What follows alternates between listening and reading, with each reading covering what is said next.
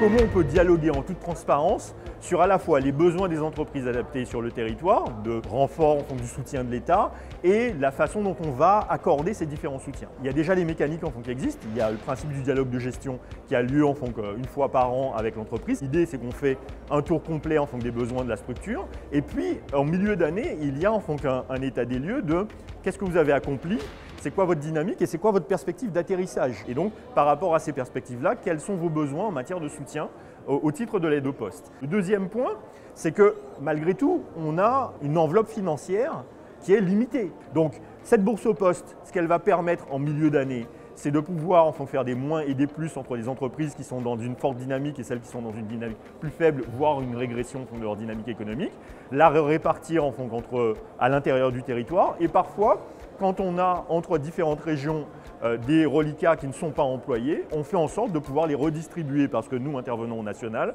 entre les régions qui en ont besoin. Et c'est à ce titre-là que j'ai dit qu'on allait maintenir les logiques des comités de suivi des entreprises enfants adaptées d'un rythme trimestriel auquel on va se tenir, d'abord au national entre la présidente de l'UNEA, en fonction du bureau, les services en fonction de l'État, les partenaires, la GFIP, le service public de l'emploi en fonction également, présents en fonction autour de la table. Ce que je demande, c'est que les services en fonction déconcentrés, et d'ailleurs en fonction qu'ils y sont pleinement déjà associés, développent aussi ce suivi en fonction trimestriel, et cette fois-ci, en y associant aussi les services départementaux. Parce que vous savez, on est sur une organisation où normalement on est régional, mais les interlocuteurs aussi de très forte proximité, ce sont les directions départementales. Ils ne m'ont pas attendu parce que déjà, sur bon nombre de territoires, ces comités en fonction de suivi régionaux associent les directions départementales, le service public de l'emploi, les représentants en fonction de la GFIP et du FIP. Donc je pense en fonction que ce sera tout simplement une réaffirmation de notre volonté d'être dans la totale transparence avec les entreprises adaptées du territoire.